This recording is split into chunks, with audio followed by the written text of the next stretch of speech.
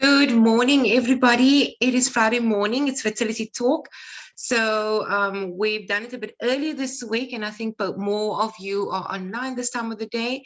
So today's topic is trying to conceive after miscarriage. So this month is pregnancy loss and pregnancy loss month, awareness month, and also today I think is the actual miscarriage, awareness day. And so it's perfect that we actually do this talk, and we're talking to Dr. De Jongh, Skye De Jongh, and she is from Vitalab KZN. So thank you very much for doing this talk with us today, Doctor. My pleasure. Thanks for having me. It's a pleasure. So yeah, there are so many women, I think, with infertility. We don't realize that is actually a major part of infertility. It's the one part is actually trying to conceive. And when you get there, I think on everyone's mind, every woman's mind at some point, and especially if she has dealt with, multiple losses, the very next thing on her mind is, am I going to carry this baby to terms? And there are so many times where it doesn't happen. And I think that is, people don't see it maybe as part of infertility, but it is definitely a big part of infertility, is trying to carry that baby to terms. And it's always difficult, dealing with a miscarriage, especially if you've gone through it, and if you've been trying so long to conceive, and then eventually, and you have this problem as well. So I've got a few questions for you, Doc, and whoever's out there and listening that's live with us this morning.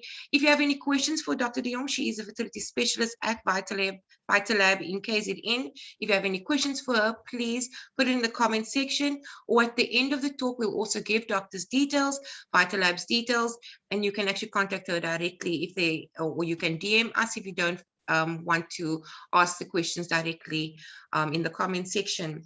But one of our first questions, Doc, is what is a miscarriage? What is a miscarriage?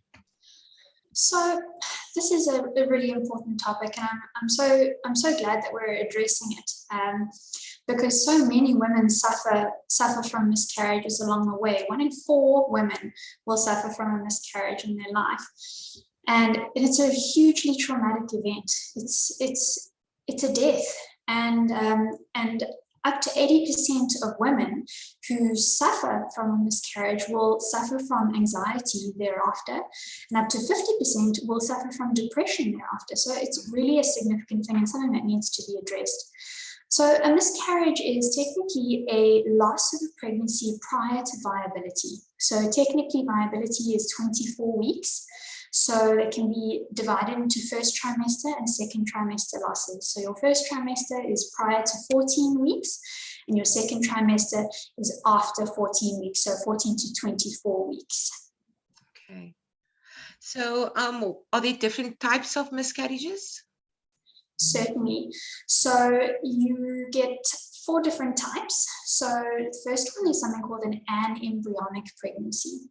So it sounds like a big word, but an means none, and embryo, no embryo. So basically what happens is the egg and the sperm get together, and somehow there's a confusion along the way, and a fetus or an embryo doesn't develop, just the pregnancy sac develops. So it's an empty sac.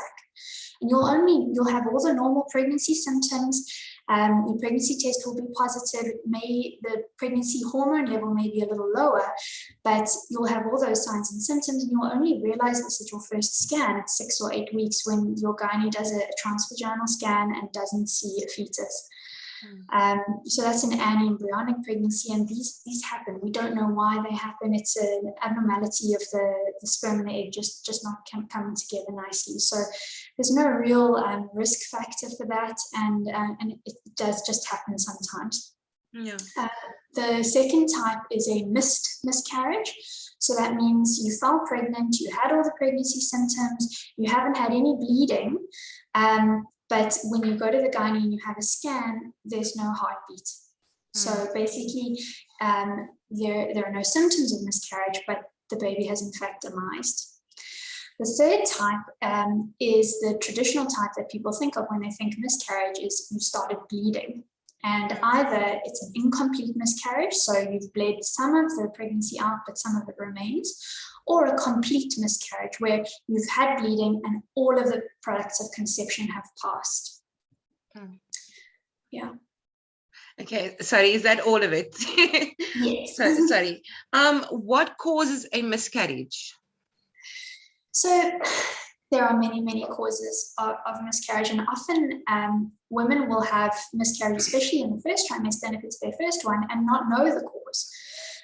So generally, in the first trimester, 90% of your miscarriages will be due to something called aneuploidy. So an again means no, and euploid means normal genetics. So no normal genetics. So basically that refers to an abnormality in the chromosomal number. So you and I have got 46 chromosomes, we've got 23 pairs, and sometimes when the sperm and the egg get together, they get that a bit mixed up, and they can have, for example, Down syndrome has 3 copies of chromosome number 21, or you could have just 1 copy of chromosome number 8, for example. So 90% of your first trimester miscarriages are due to this. And people don't realize that the risk of an aneuploid pregnancy is actually really high. So under the age of 35, the risk is about 40%. So 40% of the time when you conceive, this is going to happen. And you don't have a miscarriage 40% of the time, obviously, because actually 70% of losses are prior to you even knowing you're pregnant. So they're pre-implantation, they're preclinical losses. So the majority of these are actually not even picked up. But sometimes if you have a miscarriage between 6 and 12 weeks, 90% of the time in the first trimester, it's going to be due to this. And generally, if it's your first pregnancy, your gynae won't investigate your first miscarriage. They'll sort of allow you to either have a spontaneous miscarriage or a medical evacuation, or sometimes you'll require surgical evacuation. But generally, they don't investigate the first miscarriage because it's considered normal for everyone to have 1 miscarriage, which is kind of an awful thing to think that it's, you know, normal for everyone to suffer like this. But in the other 10% of cases, it can be due to an endocrine problem. So that includes thyroid abnormalities, either too overactive or underactive, but more often underactive thyroid. Other hormonal issues like polycystic ovarian syndrome and obesity also contribute to this. Lifestyle factors like smoking. Smoking increases your risk of miscarriage by 4 times. Then your thrombophilias. So what that means, thrombo means clot. Phil means a tendency towards, so tendencies towards clotting. So you can be born with something like that, or you can acquire something like that. So one of the most common causes of recurrent pregnancy loss is APLS, antiphospholipid syndrome. And so that you can do a number of blood tests to check for that. Then in the second trimester, we're looking more at structural abnormalities. So if you've got large fibroids, if you were born with an abnormally shaped uterus, if your cervix is weak, and that's called cervical incompetence. So the cervix just can't hold that pregnancy in and lets go. So if you had a really quick miscarriage that was almost painless and everything just came out, then it's more likely to be a cervical incompetence. And then again, APLS is more, has a tendency towards a second trimester miscarriage like that. Things like infections can result in second trimester miscarriage. And it's really important to understand what caused a miscarriage in order to try and prevent it from happening again. Because some things like an infection is like a once-off thing. So then you shouldn't be worried about it happening again because, oh, you know, you were unlucky, you got this infection, it's unlikely to happen again. But if it's an abnormality in your uterus, then certainly we shouldn't go and get you pregnant again just to expect a different outcome. So it is important to understand the causes to be able to manage, you know, your future fertility. Okay. And what can be done to prevent a miscarriage? So, in the first instance, so if you're trying to fall pregnant in the first instance, then you should don't go into thinking I'm definitely going to have a miscarriage. The only things that really are important are lifestyle factors. So try not to smoke, try and get your BMI less than 30, try and make healthy eating choices, exercise moderate amount, and start taking folic acid about 3 months prior to conception. And those general factors should improve your chances of conception. And go and see a gynae prior to conception. But if you've had a miscarriage already, then there are a couple of important things that you need to know before you fall pregnant again. So number one is you need to see your gynae. So I wouldn't advise just going through this all on your own. Yes. So if you have a positive pregnancy test and you start bleeding and you think, okay, well, I've had a miscarriage, then I'm just going to, figure it out. I wouldn't advise that, because there could be something that we could fix. It could be something really obvious, and I don't want anyone to have to suffer with more than one miscarriage at all.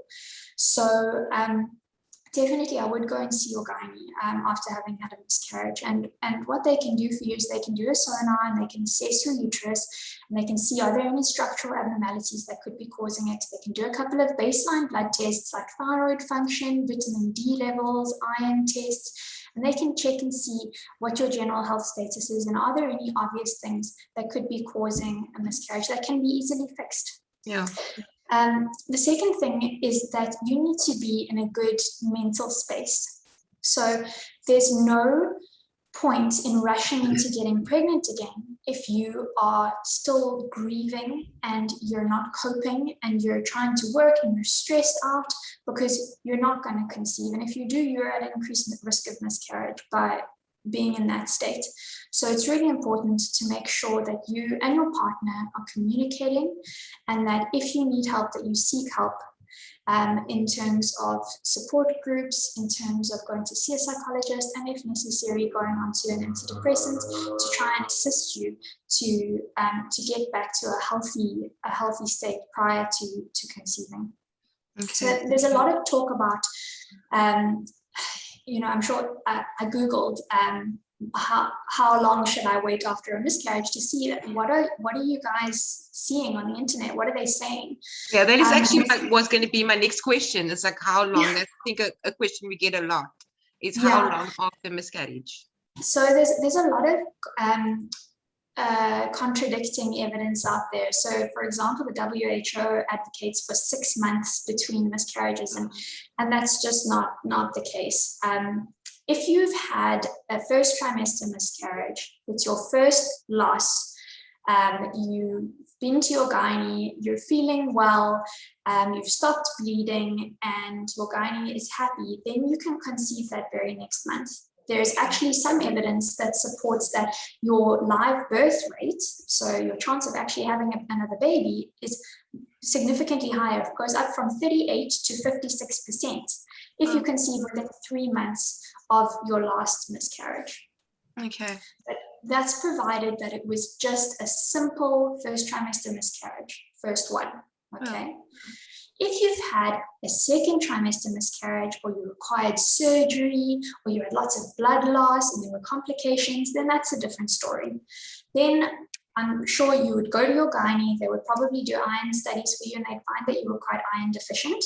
And so it's best to get your body to a healthier state. So after a second trimester loss, or a complicated miscarriage, or a recurrent miscarriage, I would advise rather waiting a period of 3 months, get your iron levels back up with iron supplementation, get your head right, and go through that grieving process.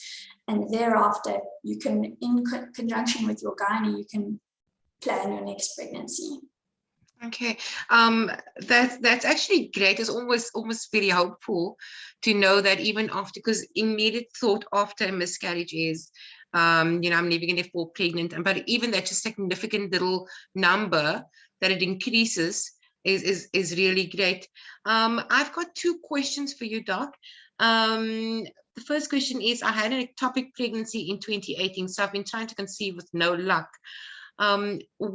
What is the difference with the ectopic pregnancy? First, if you can explain to us what is an ectopic pregnancy. Sure. An ectopic pregnancy, so ec means out and top means place, so an out of place pregnancy. So usually ectopic pregnancies occur in the fallopian tube. And so basically when the sperm and the egg meet, they meet right at the end of the tube and they need to travel all the way together as an embryo into the uterus.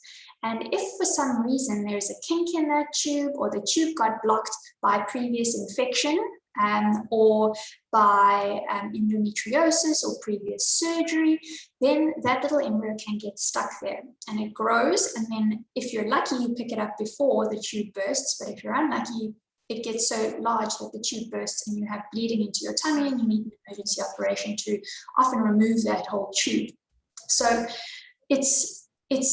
you have a 50% chance that next time you conceive, you'll have another ectopic pregnancy, because presumably the thing that caused the first ectopic pregnancy may be affecting the other tube as well. And if the cause was a previous infection or endometriosis, then it could be that the sperm is actually unable to get to the egg at all. So delayed conception wouldn't be surprising in this instance. So 18 months is a long time. So I would advise that you go and see a fertility specialist. If you're here in Durban, then you're welcome to come and see us. Awesome. And we need to do something called an HSG. So an HSG stands for a hysterosalpingogram. So hystero means uterus, salpingo means tubes, and gram means picture. So we get a picture of your uterus and your tubes, and it's an X-ray where we inject contrast into the uterus, and that flows up through the uterus and out the tubes, and it tells us if those tubes are open or not. And if the tubes are both blocked, and if you've had an operation to remove the one tube, then that one will be. But if the other tube is blocked, then it means that your sperm and your egg are not meeting, and that the only way to conceive thereafter is IVF. Okay, thank you, Doc. So I've got another question. I had a recent miscarriage very early. I still have PV bleeding now for 16 days. Is this normal? Gynae said there was not intrauterine products visible or not enough to do a DNC.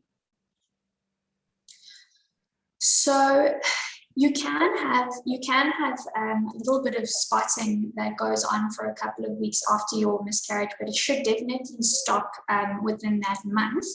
If your gynae has scanned you and they found that there are no retained products, then that's reassuring. And I would, as long as you don't have any signs of infection, so any fever or your heart's beating really fast or you've got a foul smelling discharge, then I think you should sit tight and wait for your next period and then see how you go. But again, if you're concerned, please do call your gynae and go for a reassessment. There may be just a few little products in there that still need to come out. Yeah. So at no point can you tell your gynae, can we rather just do after miscarriage for your own, mind or anything like that? Can we rather just do a DNC to make sure, or will they not do it? I know it might sound like a silly question, but I just always thought about it. I don't think it's a silly question at all. So many gynaes are reluctant to do a DNC because up to 30% of patients who have a DNC may end up with scarring in the uterus, and that can lead to infertility going forward. So not saying that everyone who has a DNC will get scarring, but it is a risk. And so many gynaes will opt for a medical termination rather than a surgical. So generally, if the gynae does not think that it's indicated, then just going for another DNC is not necessarily going to be helpful. The way that we do evacuations here at Vitalab is that we do hysteroscopy. So you would come in and we do under full anesthetic. We put a camera inside the uterus so that we can view the sac and the little fetus, and we can see where has this pregnancy implanted. Does it look like a normal implantation? Does it look like a normal fetus? And then we take a biopsy of that sac, and we send that biopsy off for testing for genetics to see what the number of chromosomes are. so that we can ensure if that was a problem or not. And thereafter, we would use something called a True Clear device. So it's a mechanical device that will, it's like a little Pac-Man, and it chomps up the remaining products. And then we've found that that's really a successful way in evacuating the uterus, and the incidence of Asherman's, which is the scars in the uterus, is really, really low using that method. Yeah, I like the fact that you're saying that you would actually, go and test why that the patient has had the miscarriage, because I think that is the problem with a lot of women is you have a miscarriage and you go to the gynae. I've said it before, I've had 3 miscarriages before, and you go to a gynae and the gynae tells you, unfortunately, there's no heartbeat or whatever the case may be. But he never ever gave myself, I'm talking about myself, he's never actually given me a reason, said, oh, but this was the problem, so let's do this in future, or let's test why it happened. And I think there's so many women out there actually saying the same thing now. That's true. They never tell you that. And I like what Vitalab is saying, that you guys actually go and check why. So thank you for doing that. I've got one last question is, I'm getting a lot of likes and loves here for that, so which I'm saying it is true. If only we knew. I think it put your mind at ease as well going forward. And I think it's also you have got a choice in this. So between the gynae and you need to make combined decisions. So obviously they're going to tell you what they think is best. But and like I said, there's this conception that one miscarriage is normal, and so it is a whole lot of extra cost, and it's an extra procedure and all of that. So generally your gynae will probably say, all right, let's try again and it should be fine. But if you want answers, you can say, please may I have a surgical evacuation and test the products. You can. It's a service that is available. Okay, I'm sorry, there's one more says, I just want to find out what causes the ovaries to stop producing eggs. I have a son of 5 and I had miscarriage last year. We are trying to conceive again, and my gynae said my ovaries are not producing eggs and that I need medicine to help me produce eggs. Will it really help? Okay, it's a little bit difficult to answer, just because of the last bit, medicine to make eggs. So there's a difference between running out of eggs and not ovulating. Yeah. So if you've run out of eggs, you could either be going through menopause. So most women go through menopause at 51, but premature ovarian insufficiency is when women run out of eggs before the age of 40. There are a couple of risk factors for that: genetically, Turner syndrome, fragile X syndrome. If you've got the BRCA gene and your mom had breast cancer, those are some of the predispositions. If you've got endometriosis, you're also predisposed to this. And you could run out of eggs early. And a way to pick that up early is to see your gynae. And when you see your gynae, they can assess your follicular count, antral follicle count. So they can count the number of little eggs in your ovaries, and they can say, all right, this is in keeping with your age, or oh, sure, there are not that many eggs left here. Perhaps we should consider freezing these eggs, or perhaps you should consider going to see a fertility specialist about this. Unfortunately, once they've run out, you can't get them back. So once you've run out of eggs, you would then need to consider donor eggs or adoption thereafter. If the problem is that you have eggs, but you're not ovulating, that's a completely different story. And I think that is actually what she's asking because of the medicine part. So if you're not ovulating, that means that you have eggs, but one isn't being released every month. So that's due to a hormonal imbalance. And the most common cause for that is polycystic ovarian syndrome.